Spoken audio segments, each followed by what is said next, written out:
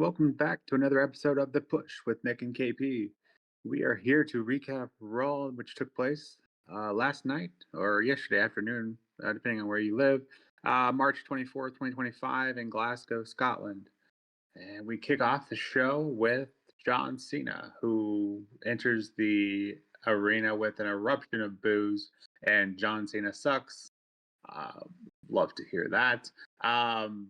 And cutting a promo about it's not too much different from the last one. He says different things, but essentially he has a main point, and that was, this relationship with the fans and how, they've been horrible to him. He tells them that he's going to ruin wrestling by winning that 17th championship, and then you no longer remember who Ric Flair is. You'll have to say Cena's name forever. And he also mentions a bit about his spinner title. He brings that back up as well, essentially saying, I brought that in and you called it a toy, and so on and so forth. And then the American Nightmare comes in, of course. He's very much liked in the situation.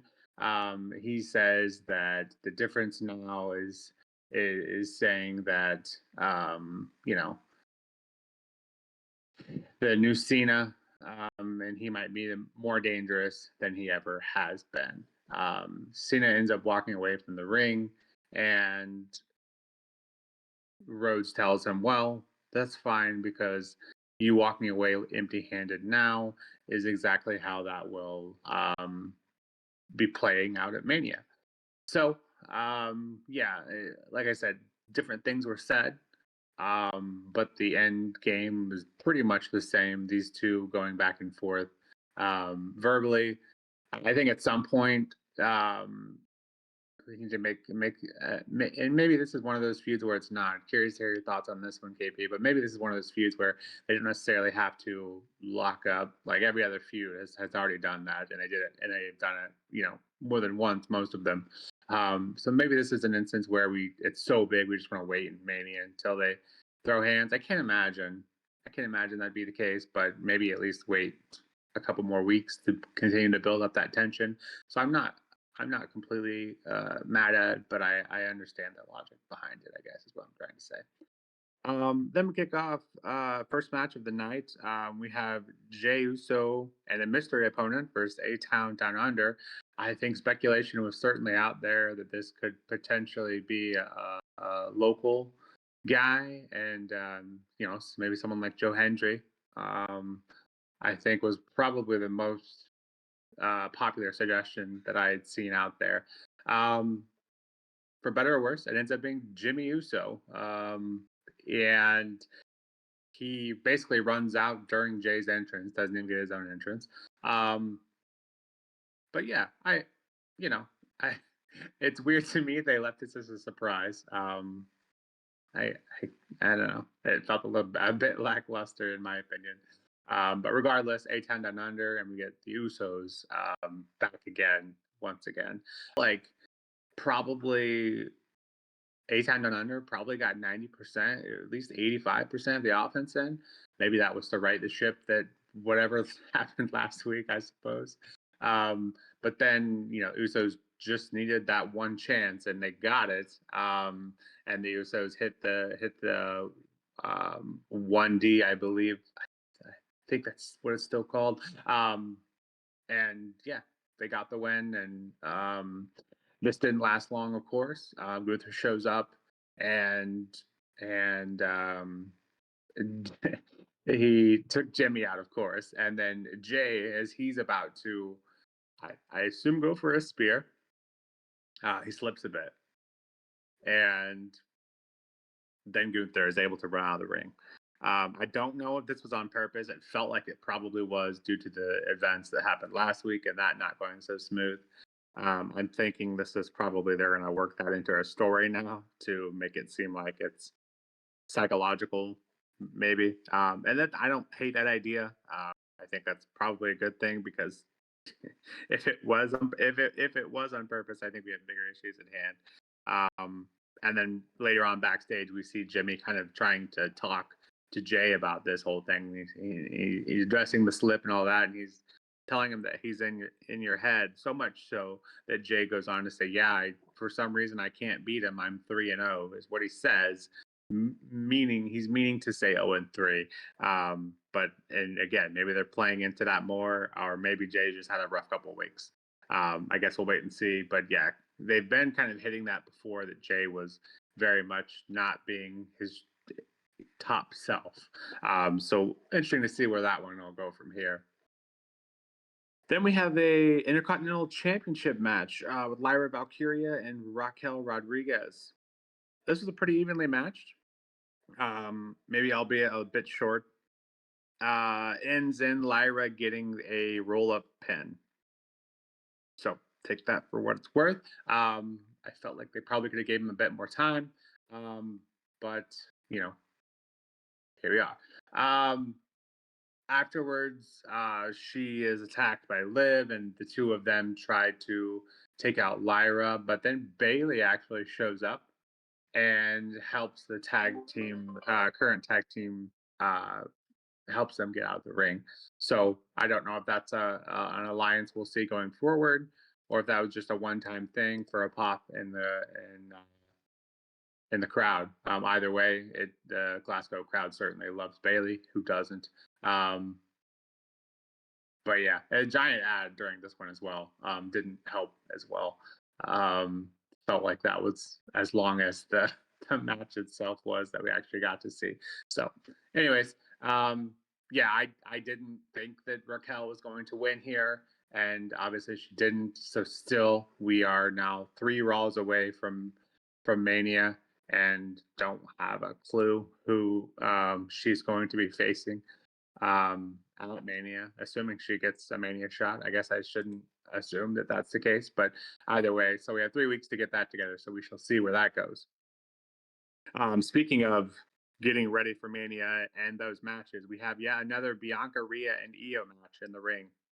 Or excuse me, not a match, a promo, if you will, in the ring, accompanied by a very frustrated Adam Pearce. Go figure.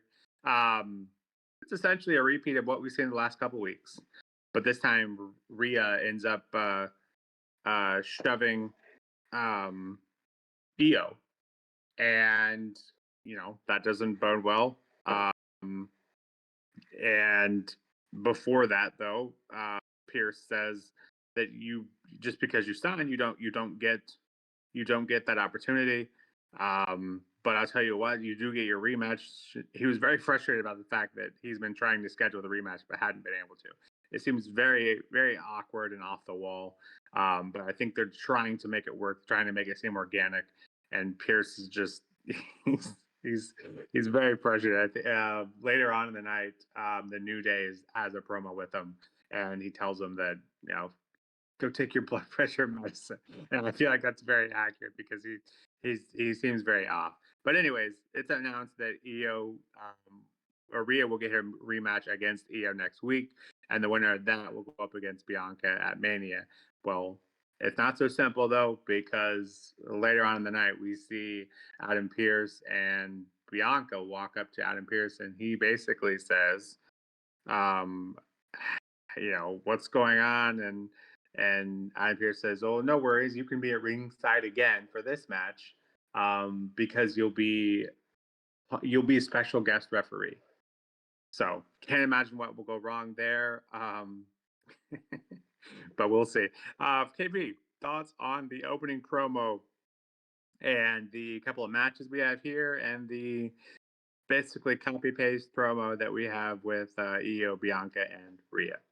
To start the show with John Cena, I really enjoyed the opening segment. I thought that the way John took to the mic and addressed the crowd, as he did the week before, but sort of like raised the intensity almost this week and got a bit more vicious and a bit more personal. Yeah, a great way to start the show. Really enjoying what Cena's putting out there at the moment. His heel turn is going tremendously, in my opinion. Obviously, we've only seen a couple of appearances, so it's still early days. But I think from what we've had so far, it's been great. I've been eating it up. Everything that he's been saying, I just sort of resonated with. Just been loving it.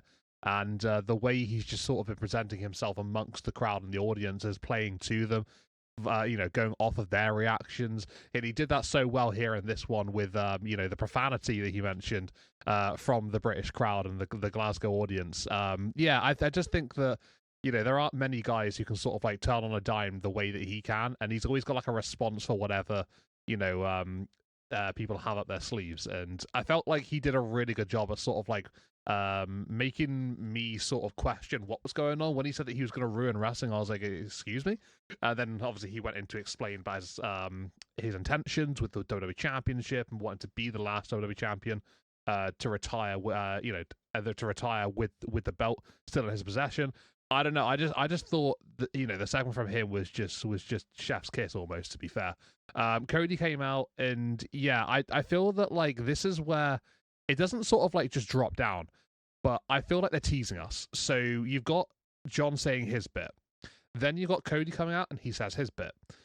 John then says nothing, and that is an interesting dynamic for me. It's almost as if they're saying, right, Cena, you spoke, now it's Cody's turn, and you're not saying anything until Cody's done. You're not saying anything for the rest of the segment. So, yeah, I find that quite interesting. Like, we talk about, maybe you want to see them throwing hands at some point down the line. I just want to see Cena actually speak to Cody face to face here, because he's referenced and he's spoken about him and / to him when Cody's not in the ring, but he's not spoken to him when he's been literally just face off against him. So yeah, I'm quite interested. I want to see a bit more. They're going to be face to face next week in London. So maybe we get the next step. Maybe we can see Cena actually talk to Cody face to face rather than just Cody talking to Cena face to face and Cena talking to Cody from, in the ring and Cody's backstage. I'd love to see a slight change in dynamic there. As to what we will get, obviously we have to wait and see, but I'm loving it so far. I'm very, very interested. The Usos match. Yeah, I mean, what was that, right? Why were they building up a mystery partner when it was just Jimmy? Like, it's just his brother. It's his tag team partner. The Usos are one of the greatest tag teams, of all time. And do we need to keep that a secret? No, Jimmy's an active superstar. So it just felt strange to me that they built it up. I guess they didn't really do a massive job building it up, but they still built it up to an extent. And then it was just, the most logical choice going is like a vanilla option. So fair enough. The match itself was interesting, with A-Town down dominating, and then that slip from Jay as he was looking to take advantage over Gunther. It's clear they're building it into a story now. This the only thing they can really do. Jay is just losing momentum every single week. I find more people sort of like seem to be looking against him. And I feel like if they're doing this, they can actually build it into a story. They can make things work in a sense of, Gunther's in his head, and he's got a mountain to climb. Can he fight his inner demon to get the victory over Gunther at WrestleMania? Yeah, I mean, it sounds very similar to that of last year where we had Sami Zayn against Gunther for the Intercontinental Championship. Obviously, Sami wasn't botching all over the place, and that was never part of that story. But the self-confidence, the self-doubt was always in that story, and that seems to be what they're doing again here now with Jey Uso and Gunther. The match next week, Jimmy and Gunther, will be interesting to see how that plays out. I'd imagine Gunther will go over Jimmy quite simply there, but obviously we'll see how that one plays out. But yeah, for now, the lack of confidence, it's the only thing they can do, and that's why they're doing it. Lyra and Raquel, like, I was kind of looking forward to this just to see the Women's Intercontinental Championship, on the line. Lyra in action, Raquel getting an opportunity that she hasn't had in a long time, a championship match. And I just wasn't really a fan of this, to be honest. I think a lot of it was taken away from the fact that it was a short match. There wasn't really a lot of stock involved here, and I just would have liked to see a bit more and a just a much better matchup between the two women. I know they're capable of performing it, but maybe they weren't given enough time, or maybe they just weren't given enough freedom to do what they wanted. But it just felt a little bit meh. Like, my interest wasn't really there from the second the bell rang. I think maybe I was hooked for about, 10, 20 seconds, and then just sort of like faded off bit by bit from there on. And the finish was just, it is what it is, one of two championship matches. I'm sure we'll talk about the next one in a little bit. But this one wasn't a particularly great one for me. Bayley coming out, getting a good reaction from the crowd. it's going to happen in Britain. You know, the British crowd do love Bayley, so that's always nice to see. And then that segment between the three women for the Women's World Championship segment. Yeah, I mean, it was very copy paste. They changed a couple of little things. They had a slightly different way that Io got shoved. And then they had, Bianca Belair standing on top this time. So now all three women have technically stood tall at the end of the last 3 weeks, I guess you could say. The championship match next week is quite compelling, with Bianca as the special guest referee. Looking forward to seeing how that one plays out. We know it's going to be chaos. We know it's going to be carnage. And Adam Pearce, I mean, he said he's been trying to reboot this title match for weeks. I hadn't heard him mention it once before tonight, so I don't know what he's on about. He hadn't really tried very hard, has he? But I mean, he clearly is out of his depth at the moment. He's got so much chaos going on around him. It's quite amusing from, I guess, watching on from our standpoint. But yeah, I mean, I feel like Io's just having a blast at the moment. She's working with obviously Rhea and Bianca. Each week she seems to be just being, built up really strongly during these segments, and I'm all for it. Yeah, keep it going. But yeah, a bit of a mixed start to Raw. I thought the first segment was great, and then it just, I don't know, just like a little bit up and down from there on, to be honest. You make a good point about the back and forth with Cody and Cena. At least in my head, that makes sense that they're probably worried that Cena would bury Cody on the mic. I would imagine. I think Cody is a decent promo, but very few are to the level of John. So I imagine that's why they're going this route. I feel like Cody could probably hold his own, but even Cody's best day, I don't think would quite live up to Cena. So perhaps that's why. But we'll wait and see. We'll see what they give us next week. We then move on to the next match, which has Dragon Lee from LWO versus El Grande Americano, who is not Chad Gable, no matter how much we might think he looks and moves like Chad Gable. It is a very quick match, very technical, as we would expect from these. At least Dragon Lee, we haven't seen much about Grande Americano, so we didn't know really what to expect. But you saw the accolades, so clearly this guy is the real deal. And in his debut match, he gets the win after ripping off Dragon Lee's mask and putting him in an ankle lock. That was unexpected. I haven't seen a mask rip off. I think we see the attempt pretty often, but the actual mask being ripped off was a shock to me personally. And El Grande Americano, perhaps a force to be reckoned with going forward.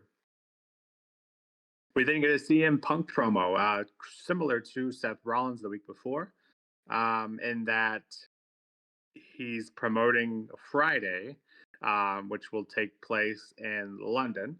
Not as awkward as a Seth Rollins promo, but still a bit awkward to have him come out there and do what he's doing. Obviously, he puts down his opponents, and I don't know. Yeah, I think he addressed the boos as well, as did Rollins, I believe,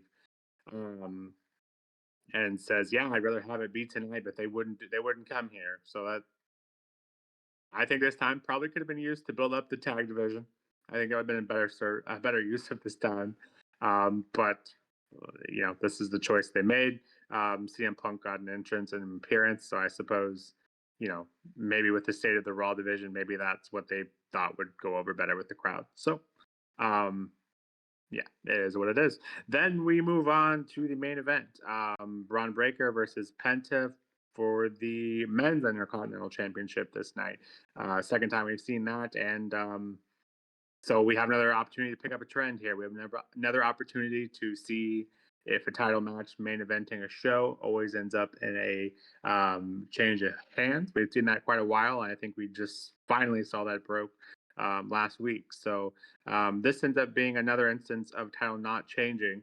I think a lot of us were really looking forward to this match, but unfortunately the Judgment Day made their presence known pretty quick. and we get a little bit of Breaker Penta, but not enough for me. I assume this is, I mentioned last week, the prospect of them two and at Mania sounds great.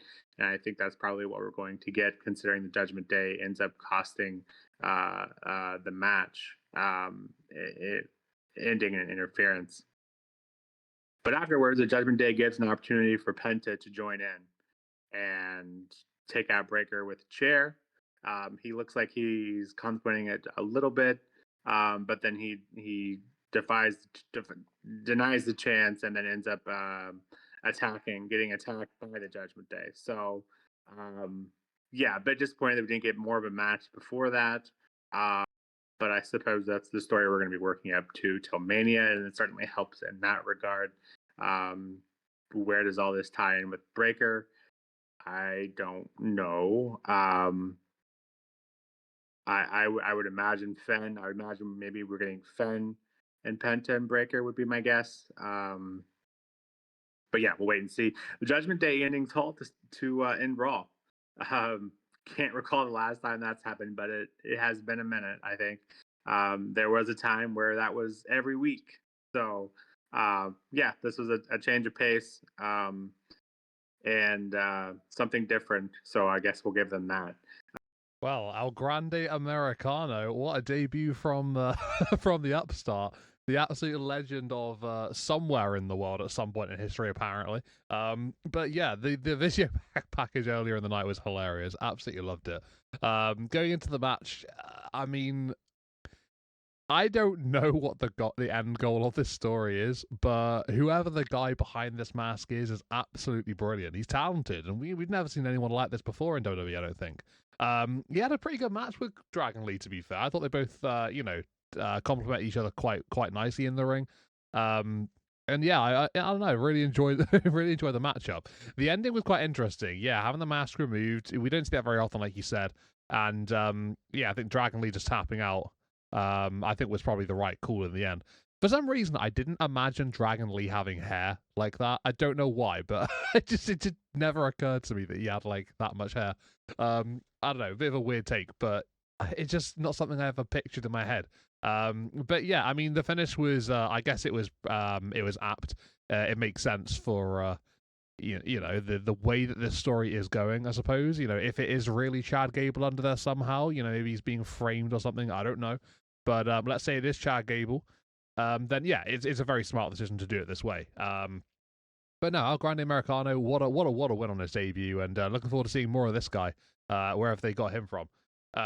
Going into the CM Punk segment, I think there's only so much you can do. As one guy in a triple threat match, building a match without the other two there to do so, it's difficult to really sort of do so much with it. But yeah, I guess Punk just basically just did what he could to sort of like keep the hype going.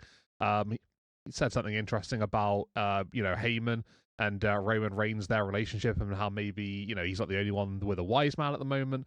Yeah, I found that quite interesting. But yeah, I guess I am looking forward to the matchup. I really am. But I feel like the way they're sort of like building it up at the moment, it's sort of like little bit parts here and there. And obviously we saw the brawl on Friday Night SmackDown, which was, you know, basically the way it all is officially started off. So maybe we're going to get a little bit of drips and drabs here and there. We've got a contract signing next week on Raw between, obviously, you know, the three men involved. So I suppose, yeah, well, we can look forward to that, and maybe think that's going to be you know, a bit more of a step in the right direction for this. But yeah, I mean, Punk did what he could. You know, he was given a Glasgow crowd that ultimately wanted something. It was the classic, oh, we're going to be doing this next week. Yeah, I know you don't like that. I wanted it this week as well. I'm not happy either. Okay. We spoke about this on I think our SmackDown one. It's a bit of an interesting one, but yeah, they are doing the, you know, sorry this isn't happening this week, but it is happening next week stuff. They're doing that quite often at the moment. The championship match to end the night, the IC title match. I was really excited for this one, Penta and Braun Breaker. I was looking forward to seeing a good contest between both men, and I feel like it was. It was basically what I would imagined it have been up until the Judgment Day got involved. And yeah, I don't know. I don't really know what the plan is for WrestleMania, because you've got so many men involved. You've got the likes of Penta, you got Braun Breaker, you got Judgment Day's Finn, and I think Dom's been sort of like in and involved in the situation. Carlito seems like a prop for this for Finn and Dom at this point. But yeah, I feel like maybe we could be in for like a multi-man match here, perhaps a fatal four-way. Somehow get Dom and Finn involved in the matchup. I feel like could be a way of going about this. But yeah, I feel like it's very much a setup at the moment. We're not really going to get too much that's going to change an awful lot, I don't think, right now, and that it seems very fillerish for the time being. But yeah, I think we had a few title matches where titles changed hands and we weren't expecting it, and they were shocks. And then now, when a title match comes our way, we're thinking, well, okay, right, we're getting really close to WrestleMania now. You know, they're not going to keep on changing the championships. It's just not going to work like that. And I think that's fine. I don't know, the DQ / no contest finish, they seem to be getting very common, like ridiculously common over the last few weeks. I feel like we're mentioning it every single podcast we do. I think there are other ways of ending these matches. I really do think that that's the case. And it wouldn't make either man look bad in the ring as well. Obviously, you can argue the fact that, you know, you wouldn't want Penta taking a loss. And obviously Braun losing would mean he'd lose the championship. But I don't know, the constant attack in the ring sort of thing, it's just getting a little bit old, I think. I don't know, maybe get a little bit of fresh ideas and mix things up a little bit perhaps would be a good idea. But a bit of a sour note to end the show on, even though it was a good match up until that point. So like you said, Judgment Day standing tall at the end of the show is not something we've seen in a while. So I guess that's good for them, which is a plus side for them. But yeah, I'm just a little bit confused about the direction this is going in terms of like who exactly is going to be involved. But we still got a few weeks left, so I'm not going to get too uptight about that one. Look ahead and be excited about, you know, possibility of maybe a multi-man match at WrestleMania. That excites me for sure. Raw as a whole here, I feel like we're tiptoeing to WrestleMania now. I feel like we had like a surge. We started to pick up a little bit of a stride, and I feel like we slowed down a little bit. SmackDown sort of like proved that on Friday, and then I think this show sort of followed suit with that one. There are some nice moments involved, but I think for the majority, it was very much a tiptoeing session. I would probably give this one a 6 out of 10, I think. Might be a little generous, but yeah, I think I want to see a little more. And as somebody who's going to go to Monday Night Raw next week in London, I'm really, really hoping the shows do start improving a little bit more, because otherwise might be a little disappointed. But no, it's all about progression and, you know, setting things up, moving in the right direction. I feel like they're doing that. It's just taking a little longer, and it's a bit slower than I would ideally like. But then again, when you got so long in between Elimination Chamber and WrestleMania, you can't go quick, or else it would just peter out towards the end. So I get what they're doing. It's just want it somehow to move along a little bit quicker. Yeah, there's it's a tale of two sides, I feel like, and you have your feuds that you maybe started too early, and now we're seeing the same thing every week. Jay and Gunther being an example of that. And then you have your feuds that haven't been set up yet, with 3 or 4 matches depending on which show they're on. So that puts them in a very interesting spot. Yeah, I meant to mention this with the Punk promo. I thought that was an opportunity to bring out, because they were saying, you know, you probably want to see that tonight, don't you? I thought that was an opportunity for Drew to be there. Obviously, being in Glasgow, I thought that made perfect sense. I was like, oh, he'll probably come out during the segment. Yeah, and then he didn't. So I felt like even if he had just come, you know, down to the ring, or, you know, attacked him or just verbally assaulted him, I feel like that would have been a huge pop. And it's something the Glasgow crowd probably would have deserved and enjoyed. So yeah, as you mentioned, definitely not a step back from last week. I feel like it's about right on par from last week in terms of what we're doing for Mania. Again, have a few things we need to make clear, especially the mid card titles, especially seem to be everything on the main. I don't want to say the main, but the big championships are pretty set in stone, I think, at this point. But all the mid card titles have some work to do, and again, 3 or 4 shows left to do it. So, yeah. This was a very much show of good and bad, I think. I personally feel like the bad outweighed the good, but yeah, I give this one a 5.5 out of 10. Yeah, like you said, hopefully we'll pick it up for the rest of the shows this week and next week for your attendance at Raw. Um, and yeah, we'll just continue building up to Mania, and we only have a few shows left, so we shall see what they're going to do. But with that, we will hope for a better outcome over the next couple of shows. We should be back shortly with NXT recap. And yeah, we see Vicaire doing double duty, putting up both championships on the line. So it'll be interesting. That'll be an interesting talking point. And then SmackDown this week, I think that also takes place in London. So London getting to host 2 shows. So excited for that crowd. They always show up. And props to Glasgow as well. They showed out as well without a lot of things to cheer for, basically. But yeah, this has been The Push with Nick and KP, and please let us know in the comments below if you are enjoying the content we're putting out here, if you disagree with anything we put out there. But until next time, we'll see you then. Take care.